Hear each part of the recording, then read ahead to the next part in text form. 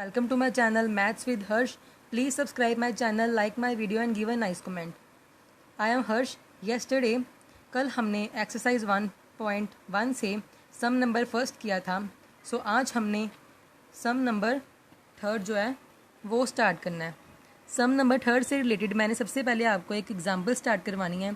वो एग्जांपल है example number 4. वो भी बुक में प्रेजेंट है. सो हम सबसे पहले एग्जांपल नंबर 4 की स्टेटमेंट रीड करते हैं. सो स्टेटमेंट क्या है?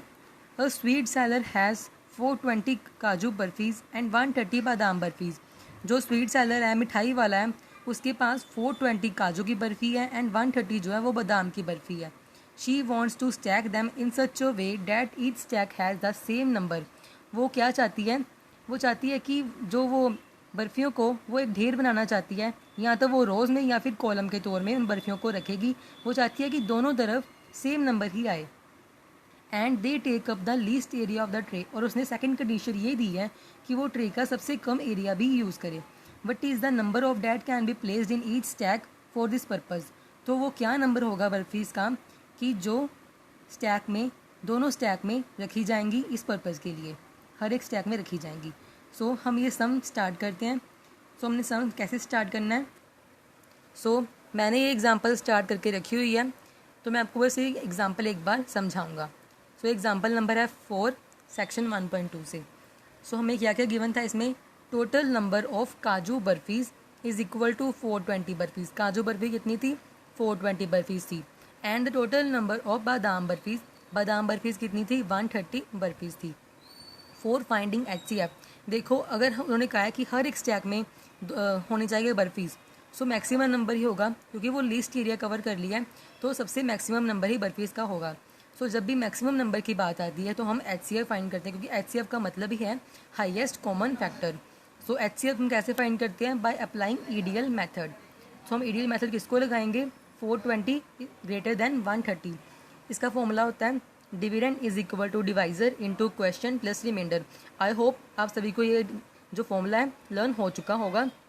सो डिविडेंड कौन सा होता है? 420 जो ग्रेटेस्ट नंबर है is equal to 130 into 3 plus 30. ये कैसे आया? हम इधर देखते हैं कैलकुलेशन हमने कैसे की है. सो हमने 420 को डिवाइड किया है 130 के साथ.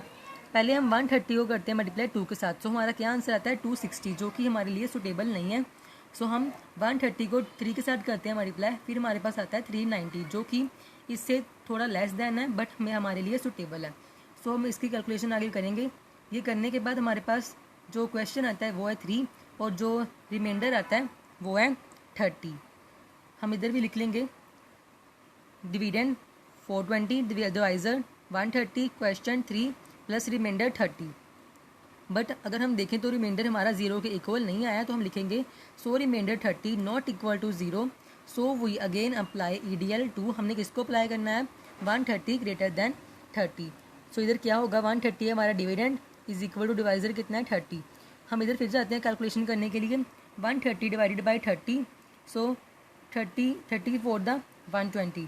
सो हमारे पास जो 10 होता है वो बच गया. अब 10 है हमारा रिमाइंडर और 4 है क्वेश्चन. सो हमने जो लिखा हुआ था वो था 130 इज इक्वल 30 इंटू 4 प्लस 10. फिर भी हमारा जो रिमाइंडर है वो 0 के इक्वल नहीं आया, सो हम लिखेंगे so we again apply EDL to 30 greater than 10. 30 हमारा डिविडेंड है, 10 हमारा डिवाइजर है. 10 से 30 होता है, तो हम इधर फिर से कैलकुलेशन कर लेंगे. 10 3 ज़ा 30 और 0 हमारा रिमाइंडर आ गया. Remainder 0 is equal to 0. HCF हमारा कितना है? 10. हमें पता है कि जो हमारा लास्ट में डिवाइजर बचता है वो होता है हमारा HCF. सो हमने जो एग्जैक्ट आंसर लिखना है वो है therefore the sweet seller can make stack of 10 for both kind of barfis. ये था हमारा एग्जाम्पल नंबर 4 का सोल्यूशन. सो हमने इस जो हमारी सम नंबर थर्ड है हमने वो स्टार्ट करना है अब. सो हम थर्ड नंबर सम स्टार्ट करते हैं. सो ये हमारा सम नंबर थर्ड. हम इसकी स्टेटमेंट रीड करते हैं पहले. An army contingent of 616 members to march behind an army band of 32 members in a parade. An army contingent जो आर्मी की एक टुकड़ी है ऑफ 616 मेंबर्स, उसमें कितने मेंबर्स हैं? 616 मेंबर्स हैं.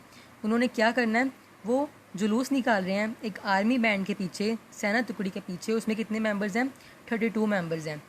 टोटल मेंबर्स हमारे पास 616 है और जो परेड में हैं, जो मार्च कर रहे हैं, वो कितने हैं? 32 मेंबर्स हैं परेड में। The two groups are to march in the same number of column. जो दो ग्रुप हैं अलग अलग, उन्होंने जुलूस निकालना है, बट उनकी क्या जो कंडीशन है कि उन्होंने सेम नंबर ऑफ कॉलम में जुलूस निकालना है। What is the maximum number of column in which they can march. तो मैक्सिमम नंबर ऑफ कॉलम्स क्या होगा जिसमें वो जुलूस निकाल सकते हैं। तो हमें पता है कि जब भी मैक्सिमम नंबर की बात इसमें फिर से आई है, सो हमने HCF फाइंड करना है। सो हम इस सम को स्टार्ट करते हैं। सो हमने ये क्वेश्चन लिखा हुआ है, तो हम सोल्यूशन स्टार्ट करते हैं। हमारे पास क्या क्या गिवन था हमने लिख लेना है। Total number of army members is equal to 616 members. तो हमारे पास जो मेंबर्स हैं जो परेड में थे, तो हम लिखेंगे total number of members in a parade. Parade में कितने मेंबर्स शामिल थे? उसमें 32 मेंबर्स। सो अब इसमें बात आई है मैक्सिमम नंबर ऑफ कॉलम्स की। मैक्सिमम नंबर ऑफ कॉलम किसके इक्वल है? HCF of 616 and 32। हमने HCF निकालना है बाय यूजिंग EDL मेथड। तो हमने जो लाइन लिखनी है, since 616 greater than 32 to find HCF, comma, we apply EDL. EDL means Euclid's division algorithm method. EDL to 616 and 32 to get. So formula क्या था हमारा? Dividend is equal to divisor into quotient plus reminder.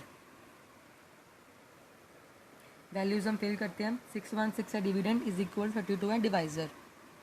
सो हमने जो right hand side में जब हम calculation start करते हैं अपनी, 616 डिवाइडेड बाय 32। 32 को हम मल्टीप्लाई पहले करते हैं, क्योंकि अगर हम 32 को ट्वाइस यानी कि डबल मल्टीप्लाई करते हैं तो हमारे पास आता है 64। सो हम इसको 1 के साथ ही करेंगे। 32 इंटू 1 इज इक्वल 32। तो हम क्या होगी हमारी कैलकुलेशन इसमें? अब ये हो गया हमारा 29, और जो हमारा 6 है वो आएगा नीचे, तो ये होगा 296। अगर हम 32 को मल्टीप्लाई करते हैं 8 के साथ, 32 इंटू 8, तो ये होगा 256। 32 इंटू 9, क्योंकि अगर हमारा 256 जो आया है वो स्मॉल नंबर है, तो हम इसको 32 को अब 9 के साथ करके देखते हैं कि हमारे पास कौन सा डिजिट आता है।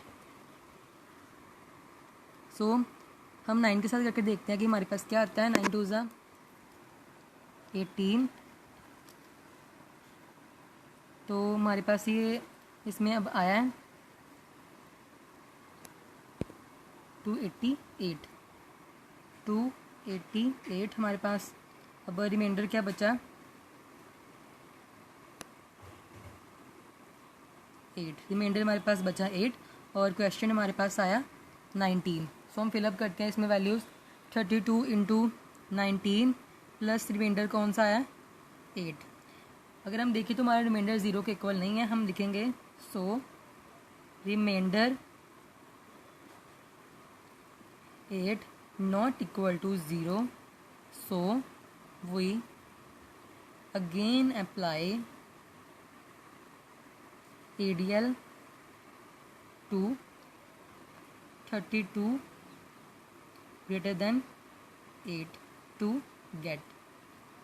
अब हमारे पास जो डिविडेंट है वो आया है 32 इज इक्वल टू डिवाइज़र है 8 इंटू, सो हम फिर से डिवीज़न करते हैं साइड में 32 डिवाइडेड बाय 8 4 ज़ा 32, तो अब हमारा रिमाइंडर 0 आ गया है। सो 8 इंटू 4 प्लस 0, हमारा रिमाइंडर 0 आ गया। हम लिखेंगे remainder 0 is equal to 0, remainder हमारा 0 आ गया। तो HCF हमारा कौन सा बना है, जैसे कि मैंने आपको बताया था पहले भी कि जो हमारा लास्ट में डिवीज़र होता है वो होता है हमारा HCF is equal to 8।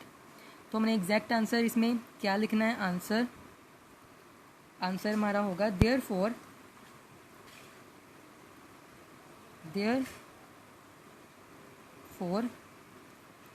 The maximum number of column is 8 in which they can march। So viewers, ये था हमारा सम नंबर 3 का सॉल्यूशन। सो हमारी जो एक्सरसाइज 1.1 है वो कंप्लीट हो चुकी है। आज हमने इसकी एग्जांपल्स भी करवा दी है जो हमारी इंपॉर्टेंट थी। सो हमने एग्जांपल भी करवा दी है। हमारी जो एक्सरसाइज 1.1 थी वो कंप्लीट हो चुकी है। सो हमने नेक्स्ट वीडियो में एक्सरसाइज 1.2 स्टार्ट करनी है, तो हम स्टार्ट करेंगे नेक्स्ट वीडियो में। थैंक यू मेरी वीडियो देखने के लिए। मेरे चैनल को सब्सक्राइब करें, वीडियो को लाइक करें, और अगर वीडियो आपको अच्छी लगी है तो एक अच्छा सा कमेंट दें। अगर आपको कोई भी क्वेश्चन मुझसे पूछना है तो मैंने अपना नंबर डिस्क्रिप्शन बॉक्स में दिया हुआ है, इंस्टाग्राम ID भी दी है, फेसबुक ID भी दी है, आप मुझसे कुछ भी पूछ सकते हो।